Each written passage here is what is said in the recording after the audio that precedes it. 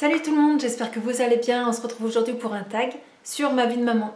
Donc c'est un tag vu sur la chaîne Mes Petites Cerises. Je vous mettrai le lien en barre d'informations.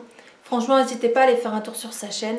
C'est une maman qui, à travers des vlogs, essentiellement des vlogs parce qu'il n'y a pas que ça, elle nous raconte en fait l'évolution de ses deux petits bouts, Luca et Eliosha. Et donc voilà, franchement, moi c'est une chaîne que j'aime beaucoup, elle est vraiment top, elle mérite d'être un peu plus connue. Donc voilà, n'hésitez pas à aller faire un tour sur sa chaîne. Donc voilà, on va tout de suite commencer le tag avec la première question. La première question c'est: présente-toi en quelques mots, combien as-tu d'enfants, quel âge ont-ils? Bon, moi pour ceux qui ne savent pas, je m'appelle Aurélie, j'ai 28 ans.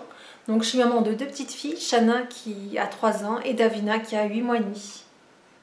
Alors deuxième question, avant de connaître officiellement le sexe de ton enfant, le connaissais-tu déjà au plus profond de toi?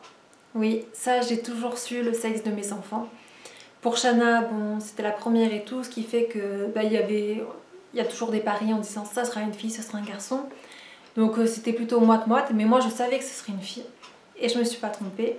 Et pour Davina, c'est assez drôle parce que j'ai eu du ventre très rapidement, ce qui fait que tout le monde me disait t'auras un garçon. T'auras un garçon parce que la forme de ton ventre c'est un garçon, la façon dont tu manges c'est un garçon, t'as déjà une fille c'est un garçon. Enfin bref, vraiment tout le monde me disait ce sera un garçon. Et moi je leur disais tous non, vous verrez ça sera une fille. Je suis sûre et certaine, ça sera une fille. Et au final je me suis pas trompée. Troisième question, maman au foyer ou maman au travail? Alors moi j'ai de la chance d'être maman au foyer depuis que je suis enceinte de Shana en fait. J'ai commencé, je travaillais avant, j'étais surveillante dans un lycée privé et on a déménagé, ce qui fait que en déménageant en cours de grossesse et tout, j'ai pas repris le travail. Et depuis, je suis maman au foyer et ça me convient parfaitement. Quatrième question. As-tu un objet ou quelque chose de symbolique faisant référence à ton enfant qui ne te quitte jamais? Alors oui, depuis quelques mois maintenant, je me suis fait faire mon tatouage. Donc c'est un tatouage de maman, ça représente une maman et son bébé, avec un petit cœur.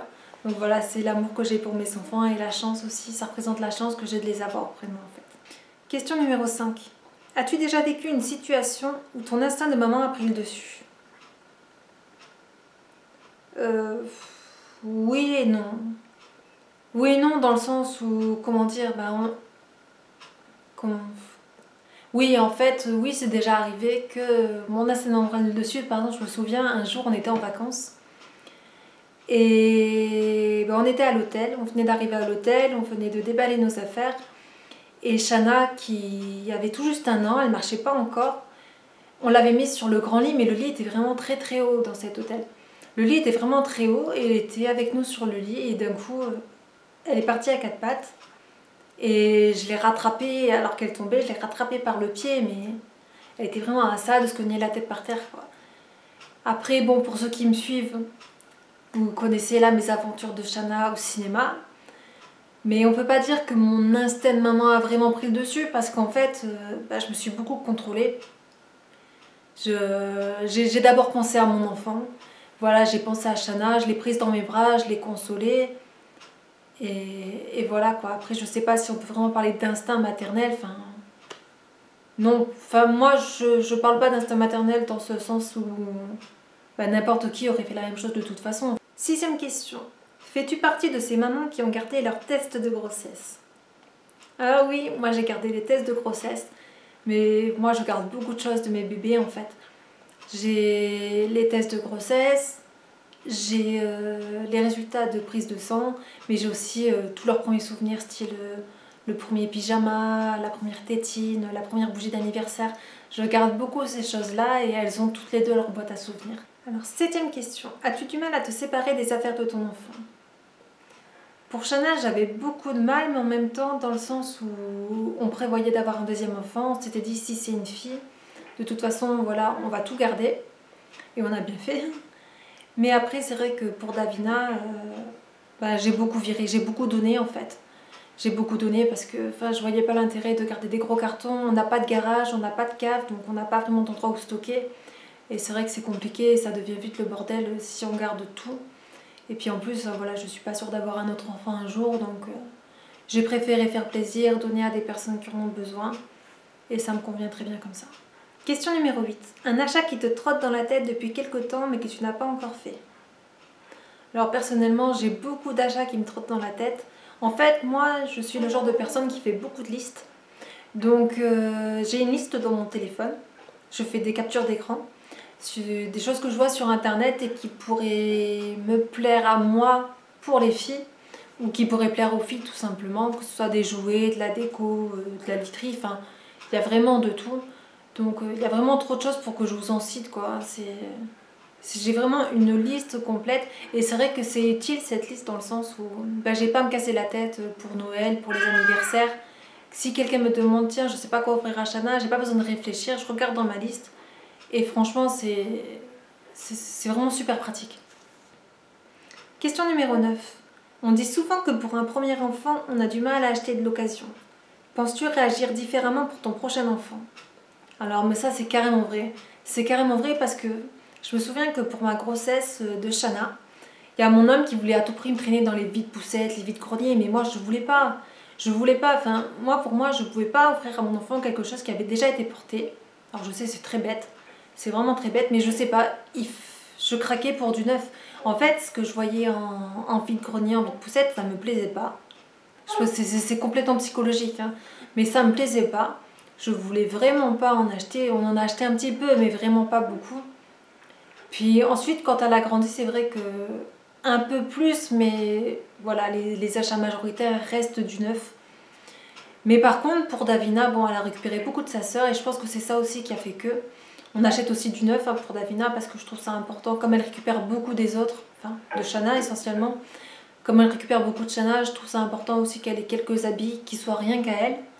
Donc oui, on en achète quelques-uns aussi, mais c'est vrai que maintenant, que ce soit pour Shana ou pour Davina, j'ai beaucoup moins de mal à acheter d'occasion. Et c'est vrai que quand on a l'occasion d'aller à un vide poussette par exemple et que je trouve des habits, ben voilà, franchement ça vaut le coup. C'est des habits qui restent neufs malgré tout parce que, enfin, à l'âge qu'elles ont, c'est vrai que les habits sont très peu portés, très peu usés. Donc ça vaut vraiment le coup. Si vous êtes enceinte, n'hésitez pas à parcourir les vides poussettes, les vides greniers. On fait vraiment des bonnes affaires, que ce soit pour les vêtements ou les jouets de toute façon. Question numéro 10. Un fait marquant depuis la naissance de ton enfant à nous raconter, qu'il soit heureux ou un peu moins. Le premier anniversaire de Shana, je me souviens que, en fait, ma belle famille est vietnamienne et il y a une tradition au Vietnam qui consiste à placer 5 objets devant l'enfant. Et en fait, selon ce que l'enfant va choisir comme objet, ça va déterminer sa personnalité ou sa future carrière. Et c'est vrai que c'est assez rigolo, je vous en parlerai dans une autre vidéo si ça vous intéresse.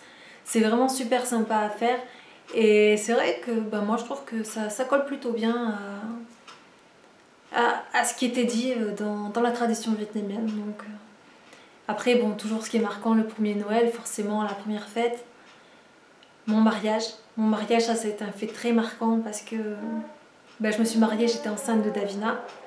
C'est à mon mariage qu'on a annoncé qu'elle allait venir au monde. Donc voilà, il y avait moi, Jean-Paul, Shana et Davina, on était tous les 4. Même si Davina était dans mon ventre et franchement, je crois que c'est un des plus beaux souvenirs que je puisse avoir. Question numéro 11. As-tu déjà craqué nerveusement depuis que tu es maman? Alors je crois que on a toutes craqué à un moment donné nerveusement, mais après, il y a des degrés. Hein. Quand je dis nerveusement, c'est pas non plus la crise de nerfs, mais oui, craquer nerveusement, bien sûr, il y a des moments où on en a marre, on a besoin de souffler, on a besoin de temps pour soi. Enfin, quand les enfants nous accaparent toute la journée, moi je suis maman au foyer, donc je vois que les filles. Donc il n'y a que les filles, la maison, le ménage, les sorties, les repas. Donc c'est vrai que si j'ai pas un petit moment pour souffler, par exemple, si les filles ne font pas la sieste, ou si elles chahutent un peu trop, c'est vrai que psychologiquement c'est difficile, je suis fatiguée émotionnellement et je suis contente quand Jean-Paul rentre du travail, je peux me souffler un peu, je peux me reposer, ça me fait du bien. Mais après voilà, comme je dis, c'est pas non plus les crises de nerfs, je crie pas sur mes enfants, non, si vraiment ça va pas du tout, voilà, je les laisse dans leur chambre, quitte à ce qu'elles pleurent, enfin surtout Davina, parce que Shana maintenant elle sait jouer toute seule, mais voilà, si j'en ai marre et tout, je pose Davina dans son lit, je vais souffler 10 minutes, même si elle pleure pendant 10 minutes, ça me fait mal au cœur, mais j'en ai besoin. J'ai besoin de souffler un moment et voilà. Après, ça va mieux, on repart sur des bonnes bases. et tout va très bien comme ça. Moi ça me convient très bien, j'adore ma vie de maman au foyer et franchement, enfin voilà. Moi j'adore ça, je suis épanouie dans ma vie de maman au foyer, ça me convient très bien. Question numéro 12. Voulais-tu plusieurs enfants avant d'en avoir? Ton avis a-t-il changé depuis? Alors moi je sais que depuis que je suis enfant, on va dire que depuis que j'ai 8 ans à peu près, j'ai toujours su que je voulais être maman. J'ai toujours aimé les bébés, je me suis toujours sentie maman, même quand j'étais enfant. Enfin, je jouais avec mes poupées, mais j'avais de la tendresse pour elles, je m'en occupais comme j'imaginais qu'on pouvait s'occuper d'un vrai bébé. Et c'est vrai que ça a toujours été un rêve dans ma vie de fonder ma propre famille. Donc moi, à la base, je voulais beaucoup d'enfants. Moi, je suis le genre de femme, voilà, enfin... J'ai 10 enfants, ça me pose pas de problème. Je serai épanouie. Vraiment, je me sentirais bien être maman. C'est vraiment le rôle de ma vie, j'ai l'impression. Mais d'un autre côté, c'est vrai que maintenant qu'on en a 2, voilà, enfin... Comment dire? Je veux pouvoir accorder du temps. Je veux pouvoir accorder du temps à chacun de mes enfants de la même façon.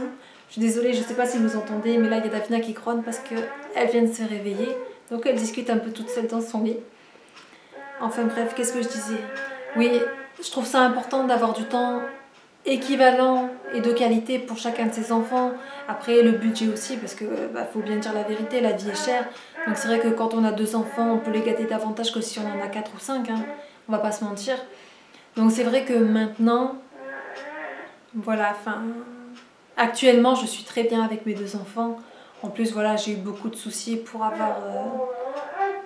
au cours de mes grossesses, notamment celle de Davina. Ce qui fait que, voilà, pour l'instant, je suis bien comme ça. Je suis épanouie, je suis heureuse. Shana a une petite sœur et tout, c'est ce qu'on voulait. On voulait pas un enfant unique. Et donc, voilà, pour l'instant, ça me convient très bien. À voir dans quelques années. Je sais pas, peut-être qu'on changera d'avis, mais actuellement, c'est vrai que je suis pas prête du tout à devenir maman une 3e fois. Et donc voilà, maintenant je vais taguer ma copine Maman Beauty Family. N'hésitez pas à aller faire un petit tour sur sa chaîne.